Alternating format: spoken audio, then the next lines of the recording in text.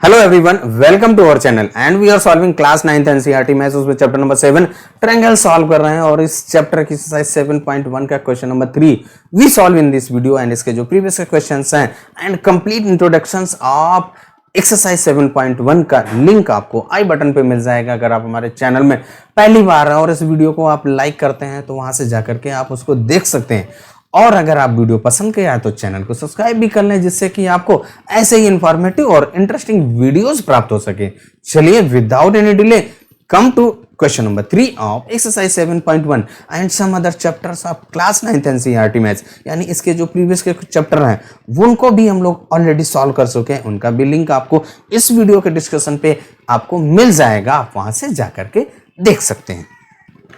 Question number 3 of exercise 7.1 क्या कह रहा है कि AD and BC are equal perpendicular to our line segment AB। देखिए क्या है, आपके जो यहाँ पे कलर चेंज कर देता हूं जिससे कि आपको आइडेंटिफाई कर पाए आसानी से। देखिए क्या है, सबसे पहले जो हमें गिवन होता है उसको पहले हमारा आइडेंटिफाई करना होता है कि देखिए आपका जो एक AD और BC है, दीज टू परपेंडिकुलर, और वो भी इक्वल हैं। यहाँ पे अगर आप AD को ध्यान से देखें तो ये आपकी एक AD है और this one is our BC, ये आपकी इक्वल हैं। और इसके बाद ये परपेंडिकुलर हैं AB पर, तो ये आपका angle B and angle A आपका क्या होगा 90 डिग्री। तो यहाँ पे लिख भी दीजिए परपेंडिकुलर है तो आपका 90 डिग्री है।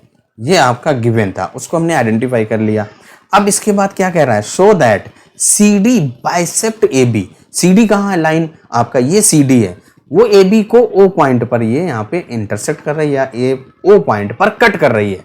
तो हमें क्या प्रूव करना है, जो लाइन सेगमेंट CD है वो इस AB को बाइसेक्ट कर रही है। Bisect means two equal parts में डिवाइड करता है।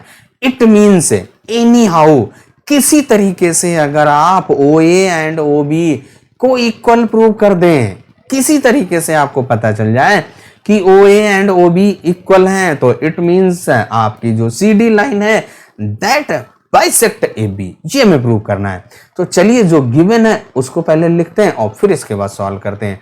जब आप फिगर को ध्यान से देखेंगे तो वहां पे देखिए आपका जो टू ट्रायंगल्स फॉर्म हो रहे हैं, हम लोगों का जो चैप्टर भी है ट्रायंगल्स, तो यहाँ पे आपका देखिए क्या है, एक ट्रायंगल आपका कौन सा OBC है और दूसरा ट्रायंगल OAD।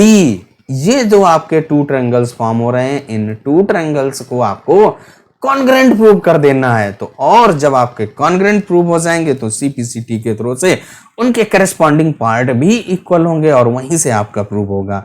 तो सबसे पहले आपका जो गिवन है उसको नोट करिए। क्या है भाई, आपका AD इक्वल है आपका BC के, तो लिख दीजिए AD इक्वल है BC के। ये हम लोगों का क्या है भाई, गिवन है। और इसके बाद ये जो AD and BC are the perpendicular, तो यहाँ पे परपेंडिकुलर हैं तो क्या हो जाएगा, ये 90 डिग्री पे, तो एंगल B इक्वल है एंगल A और वो कितना है आपका 90 डिग्री। ये भी आपका क्या है, गिवन है। अब यहाँ पे जब आपने गिवन नोट कर लिया तो हम लोग जो टू ट्रायंगल्स फॉर्म हो रहे हैं उन टू ट्रायंगल्स के थ्रू से इनको कॉन्ग्रुएंट प्रूव करना है।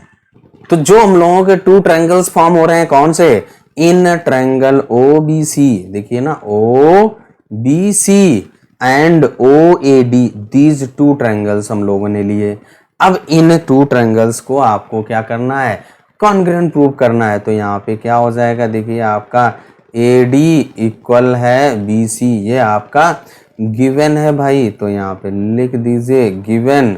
और इसके बाद अगर आप यहाँ पे देखिए एंगल B, जो हम लोगों का फिगर है उस फिगर पे आ जाइए, तो ये क्या है, एंगल B इक्वल है एंगल A और वो कितना है भाई आपका 90 डिग्री। ये भी आपका क्या है, गिवन है। और इसके बाद आप नेक्स्ट कंडीशन देखेंगे। अब यहाँ पे देखिए एक साइड एक एंगल आपका प्रूव हो गया। अब अगर आप एनी हाउ वन साइड या वन एंगल्स इक्वल प्रूव कर दें तो यहाँ पे देखिए आपका जो एंगल AOD इक्वल हो जाएगा एंगल BOC के। तो ये आपके कैसे हैं, देखिए ये एंगल वर्टिकली अपोजिट एंगल, और वर्टिकली अपोजिट एंगल्स आपके इक्वल होते हैं क्योंकि आपकी AB and CD intersecting line है, तो जब आपकी टू इंटरसेक्टिंग लाइंस होती हैं वहां पे जो वर्टिकली अपोजिट एंगल्स फॉर्म होते हैं दैट आर इक्वल। तो यहाँ पे आपको लिख भी देना है कि जो आपने एंगल AOB, यहाँ पे क्या लिखेंगे, एंगल AOD, भाई AOD, एंगल AOD इक्वल है एंगल कौन सा, BOC के, देखिए BOC ये वाला एंगल।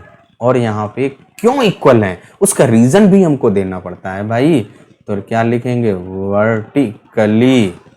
Vertically opposite angle. और आपके जब वर्टिकली अपोजिट एंगल कैसे होते हैं, इक्वल होते हैं, यहाँ पे लिख गया। अब देखिए यहाँ से क्या हो गया, टू एंगल्स और वन साइड्स इक्वल हो गई, तो यहाँ पे लिख दीजिए सो ट्रायंगल आपके कौन सा आपने ट्रायंगल लिया था, OBC एंड OAD, यही तो लिए थे। देखिए हम लोगों ने फिगर में ट्रायंगल OBC एंड OAD आपके कॉन्ग्रुएंट हो जाएंगे, सो ट्रायंगल OBC कॉन्ग्रुएंट हो गया ट्रायंगल OAD के, और कौन सा आपका ASA, यानी कि एंगल साइड एंगल कॉन्ग्रुएंसी आपने अप्लाई कर दिया। जब आपके ये कॉन्ग्रुएंट हो गए तो यहाँ से क्या हो जाएगा, OA इक्वल हो जाएगी OB के, OA इक्वल हो गया OB के, ये लिख देना है CPCT के थ्रू से। जब आपके ये इक्वल हो गए, यानी कि जो आपकी ये टू साइड्स AB थी वो जो टू पार्ट्स में डिवाइड हो रही थी, एक ये पार्ट आपका, एक ये पार्ट है, जब आपका इक्वल हो गया इट मीन्स इस लाइन AB को CD ही तो डिवाइड कर रही थी, तो CD क्या हो जाएगी, बाइसेक्ट करेगी। तो यहाँ पे लिख देना है सो CD बाइसेक्ट AB। तो वही यहाँ पे हम लोगों ने लिख भी दिया, सो CD बाइसेक्ट AB, यही हमें प्रूफ भी करना था, यही हमें क्वेश्चंस में सॉल्व करना था। तो क्वेश्चन नंबर 3 आपका सॉल्व हो जाता है। वीडियो आपको कैसा लगा कमेंट करके जरूर बताइएगा। चलिए तब तक अपना ख्याल रखें, स्वस्थ रहें, मस्त रहें, मिलते हैं नेक्स्ट वीडियो में नेक्स्ट क्वेश्चन के साथ।